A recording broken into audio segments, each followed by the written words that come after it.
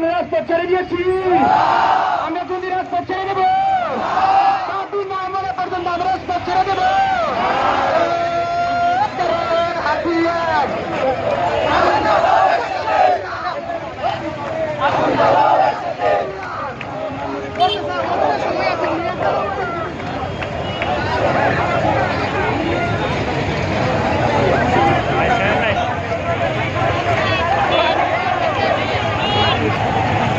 আসসালামু আলাইকুম দর্শক, আপনারা দেখতে পাচ্ছেন সিলেট পলিটেকনিক ইনস্টিটিউটের শিক্ষার্থীরা আবারও বিক্ষোভ মিছিল নিয়ে সিলেট কেন্দ্রীয় শহীদ মিনারের দিকে সামনের দিকে এগিয়ে যাচ্ছেন।